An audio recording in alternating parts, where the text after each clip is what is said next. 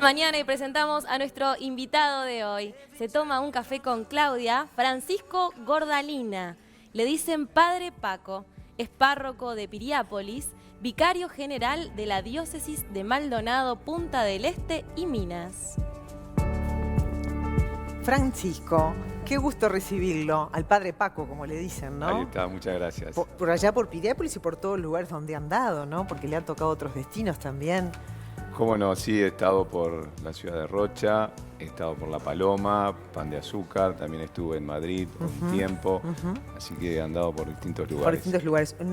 Unas horas muy especiales donde se está celebrando para los católicos el nacimiento de Cristo, ni más ni menos, ¿no? Bueno, es una fecha muy particular para nosotros los creyentes y creo que se ha extendido a gran parte del mundo occidental, ¿no? Porque más allá de que se celebre de una u otra forma, escuchábamos recién uno de los orígenes de la Navidad, pero a partir de la fe cristiana ha tomado un rumbo diferente porque queremos que Jesucristo ha venido a compartir nuestro caminar y cada año celebramos esa venida de Él para compartir el caminar con nosotros. Ahí está. Bueno, digamos que todo cura tiene que estar siempre comprometido con su comunidad, ¿no? Pero usted quizá fue un poquito más allá en todo su trayecto como sacerdote, involucrándose en temas de repente de profunda problemática social, ¿no?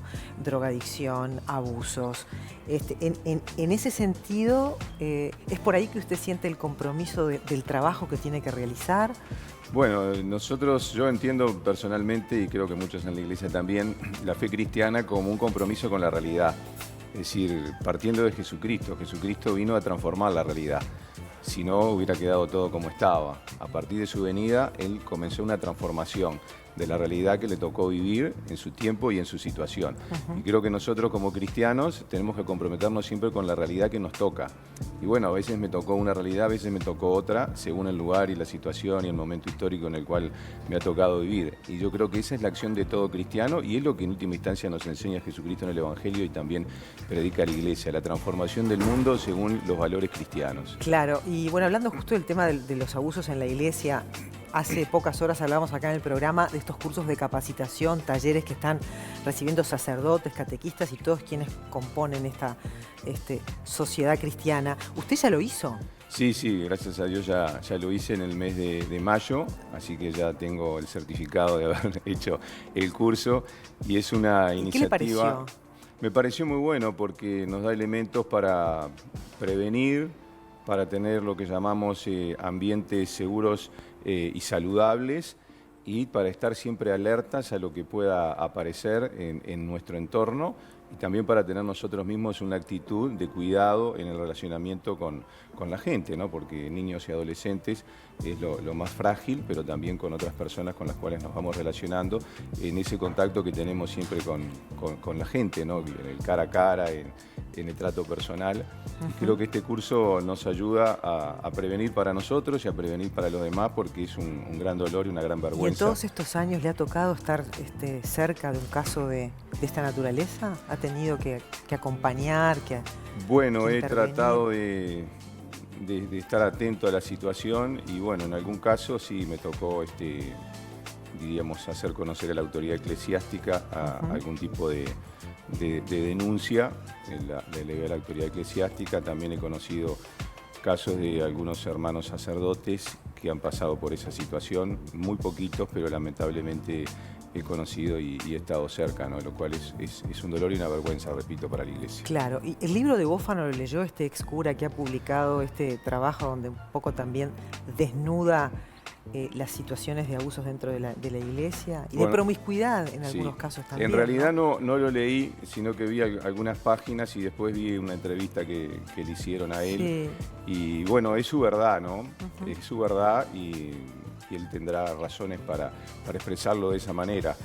Yo personalmente hace 37 años que estoy en la Iglesia y muchas de las cosas que él dice no las he visto. Claro. Así lo tengo que decir y no es que esté contradiciendo su experiencia, esa era su experiencia, quizá fue lo que le pasó a él, yo no lo puedo negar porque no puedo poner en tela de juicio su palabra, pero sí que muchas cosas que escuché que él dijo a mí nunca me pasaron, Claro. gracias a Dios, ni las vi en mi entorno.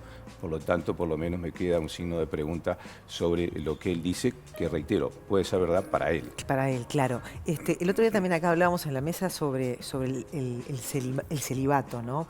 Que es entregarse por entero al trabajo religioso.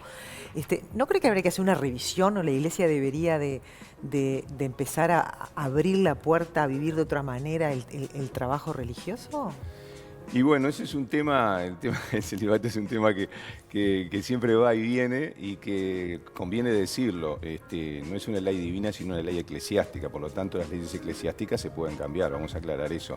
Y no siempre en la iglesia de rito latino se vivió como se vive ahora el tema del celibato. Incluso actualmente en la iglesia católica hay grupos de sacerdotes de otros ritos que se admite que sean casados. De modo que con el correr del tiempo quizás esto vaya a cambiar. No sé si nosotros lo veremos, pero ciertamente es una tendencia y una fuerza que siempre viene, va, está de vuelta en el tapete y en última instancia es una discusión que no está saldada, podríamos decir así, por más que aceptamos lo que se propone, porque cuando uno entra al camino del sacerdocio ya sabe cuáles son las condiciones y las consecuencias que tiene que asumir, Claro. como en todo camino que empieza. Pero de todas maneras, Paco, usted ya lleva un camino largo como sacerdote. ¿Nunca le vino como un empuje, no digo de arrepentimiento, pero decir, bueno, hasta aquí llegué, quiero transitar otros caminos en la vida? ¿No le ha ocurrido eso? Como a otros sacerdotes. Y sí bueno, le ha sí, pasado, siempre ¿no? esa pregunta surge porque Sí. la vida es muy Las dinámica. dudas. La vida es muy dinámica, va cambiando. Y sí, cómo no, alguna vez me ha surgido, me lo he planteado, pero bueno, he decidido seguir en lo que estoy, porque como yo digo, creo que fui hecho para esto, ¿no? Claro, Entonces, aparte arrancó desde muy joven, ya tenía la vocación, ¿no? ¿Cómo fue eso que le dijo a su madre a los 15 años que quería ser cura? ahí está, yo cuando tenía 15 años tenía que optar, en ese tiempo estaba lo que se llamaba los preparatorios, hacíamos hasta cuarto de liceo, después venían los preparatorios, y era de acuerdo a la carrera que uno iba a seguir, ¿no? De modo que ahí tenía que optar por el preparatorio, y ahí un día se me ocurrió, porque me surgió así, nadie me lo dijo, la verdad que es esa, capaz que la gente que nos está viendo dice, te está inventando una historia, no. Un día se me ocurrió que podía ser sacerdote, se lo dije a mi madre estaba lavando en una tina, aquellas que había de hormigón, y fui y le dije, me miró y me dijo, y bueno, si tú crees. Y a partir de ahí comencé un camino de discernimiento, de conocimiento de lo que era el sacerdocio, de conversaciones con otros sacerdotes, de una integración mayor a la iglesia. Y durante 3 años lo fui pensando, lo fui meditando, fui tratando de hacer un camino de discernimiento. Y a los 18 años entré ya para el seminario, que es donde se comienza a estudiar para ser sacerdote. Así que sí, desde los 18 años que comencé este camino. Y cuando era jovencito y le tocaba de repente, yo que sé, estar en alguna diócesis y lo demás, tenía eso de que las personas mayores lo veían como muy joven o sea, le costaba un poco que le creyeran lo que usted estaba predicando. Y bueno, siempre cuando uno es joven se pone en duda lo que dice. De 20 y pico de años frente, yo que sé, a personas que para a ahí personas estaban mayores, y bastante para más muchas adultas. personas mayores yo era como el hijo, como el nieto. Claro. Pero bueno, siempre hay gente que dice que uno es joven, incluso ahora con la edad que tengo, para la gente mayor todavía sigo siendo un sacerdote joven, cosa que ya sé que no lo soy. Pero sí, en los comienzos siempre es difícil, porque en un ámbito de personas mayores, como muchas veces es en los ámbitos de la iglesia, se cuesta que se acepte la propuesta del sacerdote que viene con ideas nuevas, el sacerdote joven, ¿no? Que viene con ideas nuevas o con ideas distintas a las que tenía hasta ese momento la parroquia a la cual llega. Entonces sí, al comienzo fue un tanto, diríamos así, cuesta arriba para llevar adelante la tarea. Por eso me encargaron de la parte de juventud. Yo fui muchos años, los primeros fui encargado de la parte de juventud en las distintas parroquias, en la diócesis que se denomina, de manera entonces que allí yo estaba un poco como en mi salsa, vamos a decir, ¿no? Y tenía que también palanquear a los jóvenes que por ahí no tenían el espacio, no tenían el lugar para poder expresarse en las comunidades donde estaban, ¿no? Claro, ¿y en qué es diferente usted? Porque yo he hablado con algunas personas que lo conocen y me dicen que Paco es un sacerdote diferente porque se la juega por sus ideas, un batallador por los derechos humanos, de las personas, de las mujeres, Bueno, sí. de mezclarse, de estar ahí, estar en las ollas, ayudar bueno, mucho en la pandemia. Ahí es donde hay que hacer el trabajo. yo creo que ahí es donde tiene que verse la fe cristiana, ¿no? Los pingos se ven en la cancha y yo creo que es ahí donde tiene que manifestarse la fe cristiana, porque yo puedo hacer unas lindas misas, unos lindos casamientos, unos lindos bautismos, unas lindas predicaciones en el templo, pero si yo cuando después salgo veo a alguien que tiene una necesidad, ¿no es cierto?, una mujer que es golpeada, un niño que es abusado o una persona que está pidiendo comida y le digo que Dios te ayude, porque eso está en la Biblia, ¿no? Dice un texto de la Biblia, si ves a tu hermano necesitado y le dices que Dios te acompañe, abrígate y sigues de largo, estás siendo un mentiroso. Entonces yo creo que ese es el compromiso que tenemos que asumir. Y bueno, quizás algunas personas cristianas esto lo vean como diferente. No sé, yo creo que estoy aplicando el Evangelio y no soy más que nadie, ni menos que nadie tampoco, ¿no? Yo creo que estoy aplicando el Evangelio y quizás el compromiso con la realidad es lo que hace sonar a veces la presencia del sacerdote, porque por ahí nosotros en nuestro país, que es laico, creemos, o mucha gente cree, que la fe tiene que quedarse, o la expresión religiosa, dentro de las cuatro paredes del templo. Y yo soy de esos que cree que no, que la fe tiene que manifestarse en todos los ámbitos, respetando la opinión y la pluralidad. ¿Y ha que hay tenido en nuestro problemas país. por eso, por salirse un poco de la estructura tradicional? Bueno, a través de la autoridad eclesiástica, gracias a Dios, no. Siempre la autoridad eclesiástica que me ha tocado tener por encima, vamos a decir así, siempre ha respetado y ha apoyado mi acción. Con algunos fieles sí, porque hay cosas que no les gusta. Le puedo comentar una anécdota. Yo siempre estoy hablando de la gente necesitada, de la gente que es pobre, de la ayuda que tenemos que dar. Entonces una persona que iba a la iglesia un día me fue a golpearme a la casa parroquial y me increpó, pues como yo vivo en Piriápolis, me dijo, ¿dónde están esos pobres de los cuales usted habla? Como diciéndome, usted está mintiendo. Y le dije, bien, si quiere vamos, y si no le digo dónde está, y usted después puede entrar allí, puede hablar con ellos, y le dice que va de mi parte, que no le va a pasar nada. Y la persona se quedó cortada, se fue, y después esa persona comenzó a traer donaciones para que yo ayudara a esas personas de las cuales hablaba.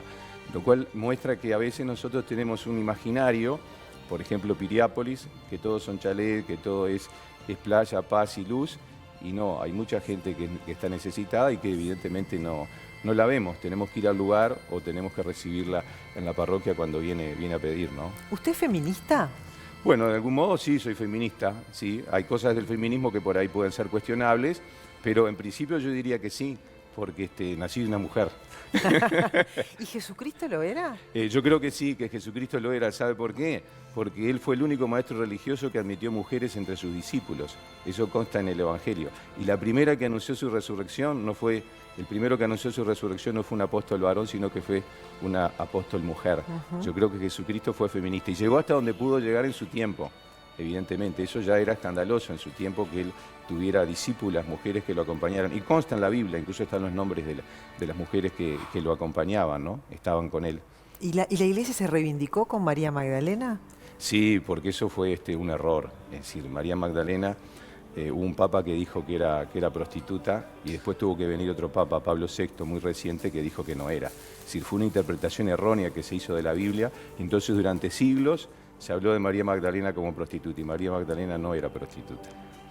Lamentablemente, la iglesia cometió... Pero recién en la época de Francisco, digamos, que se hace ese reconocimiento. Poco antes, Pablo VI es el papa que es anterior a Juan Pablo II. Es decir, Pablo VI es el que dice no es prostituta. Sí, por supuesto, con el Papa Francisco, gracias a Dios, todo el tema de la mujer ha sido reivindicado. El Papa Francisco ha llevado al Vaticano y a lugares importantes y puestos destacados a mujeres. Y él dice que siempre que tiene que tomar una decisión, consulta también a una mujer porque es otra visión de la vida. Usted está a favor de la diversidad también, ¿no? Cuando hablamos de diversidad, hablamos de todas las elecciones que hace el ser humano para vincularse, ¿no?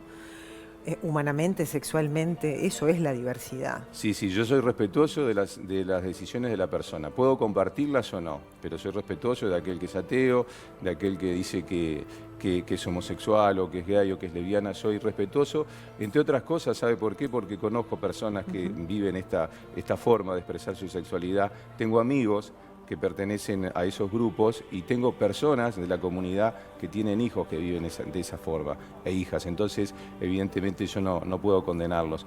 Y en el trato que tengo con ellos son personas como usted y como yo. No sé cuál es su opción sexual, por supuesto, ni interés en este momento, pero digo, no tiene nada de extraño que una persona tome esas decisiones y yo las respeto, más allá de que evidentemente yo no he optado por eso, he optado por un estilo de vida que también es un poco distinto y bastante raro. Igual no todos los sacerdotes son tan flexibles como usted, ¿no? Hay distintas formas de pensar. Bueno, yo creo que Jesucristo no excluyó a nadie, ¿no? Jesucristo aceptó a todos, no excluyó a nadie, amó a todos. Y creo que el Papa Francisco en esto también nos ha dado ejemplo, ¿no? Sí. Él ha dicho claramente, si una persona que es homosexual, que es gay, que es lesbiana, busca a Dios y cree en Dios, ¿yo quién soy para juzgarlo? Yo no tengo por qué juzgarlo y por qué condenarlo, porque eso queda en lo íntimo de cada persona, en su conciencia y en la relación con Dios. Hablando de papas, tenemos una fotografía muy linda con Juan Pablo II. Usted quizás ese fue uno de los momentos más emocionantes que le ha haber tocado vivir Cómo no, esta fotografía cura, ¿no? Es cuando yo estuve en el año 2000 en el Vaticano, sí. Y tuvimos la ocasión con un grupo de uruguayos de saludar al Papa Juan Pablo II y sí, fue realmente un momento muy emocionante, muy tocante. Ahí yo le estoy diciendo que bendiga al Uruguay. ¿Ah, sí? Él ya estaba un poquito mal de salud, ya se notaba el rostro, quizás se pueda ver ese allí. quizás fue uno de los momentos más emocionantes para usted, ¿no? Ciertamente que sí, ese fue un momento muy, muy tocante, la única vez que saludé a un papa, ¿no? ¿Qué consejo le daría a un joven que tiene la vocación de ser cura? Bueno, primero que nada que haga un camino, que no se decida de un día para otro, bueno, la iglesia tampoco lo va a permitir, ¿no? Que haga un camino, que haga un discernimiento, que conozca distintos ámbitos y aspectos de la iglesia y que vea muy bien cómo es que hay que tomar la vida sacerdotal y en qué consiste. Bueno, esto lo puede ver a través de libros, pero fundamentalmente a través de testimonios de personas con las cuales uno puede estar relacionado, ¿no? Porque el testimonio es lo que realmente mueve.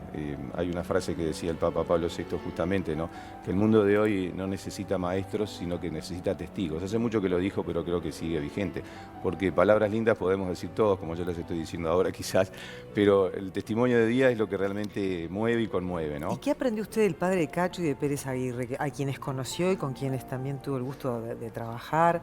¿Qué aprendió de ellos? Bueno, el padre Cacho, yo tuve ocasión de conocerlo, incluso hicimos un curso junto en Santa María, Brasil, y de él aprendí, por ejemplo, la sencillez. Es decir, uno lo veía a él y, vamos a decir así, no daba 3 pesos por el padre Cacho, ¿no? Y si no sabía que era sacerdote, pensaba que era un hombre que andaba ahí caminando por la calle. Entonces la sencillez, la humildad que tenía, porque él cuando se fue a vivir allí dijo, yo acá no vengo a hacer ninguna profecía, no vengo acá a hacer ninguna obra grande, sino que vengo a compartir. Eso con el padre Cacho. Con el padre Pérez Aguirre, yo también tuve el gusto de conocerlo. Yo participé de la parroquia de los jesuitas acá en Montevideo, y entonces lo conocí a él cuando era muy joven y yo más jovencito todavía. Es ese compromiso indeclinable por la defensa de los derechos humanos, ese compromiso indeclinable por la dignidad de la persona, que como creemos los cristianos, nace de aquello que dice la primera página de la Biblia. Todos fuimos hechos a imagen y semejanza de Dios, y después San Pablo repite, somos templo del Espíritu Santo. El que atenta contra una persona, atenta contra el templo de Dios. Y eso nos toca muy profundamente, y yo lo aprendí de Pérez Aguirre, que lo saca de la Biblia, por supuesto, y entonces por eso soy defensor como soy de las personas, de los derechos humanos, de la mujer, porque creo que ahí está la base, ¿no es cierto?, el fundamento de... ¿Sabe qué, padre Paco? Quédese tranquilo porque eso también opinan de usted. Bueno. Así que se ve que algo bien está haciendo. Bueno, entre todas las cosas que hago, algunas salen bien. Le agradecemos que haya venido en un día tan especial, en la víspera de la Nochebuena, de la Navidad, ¿no? Que más allá de todo lo material está esta unión invisible, espiritual, que tienen los cristianos y también en general las familias, ¿no? Así que me gustaría que usted haga alguna reflexión ya final para ir cerrando esta entrevista. Algo que usted quiera, muy bien. Sienta que debe comunicar. Yo creo que lo que estamos celebrando hoy, ya sea desde la fe donde sea, sería algo bueno que tendríamos que mantener durante todo el año. Yo creo que la gente durante este tiempo es más amable, es más caritativa, es más abierta, está más sonriente.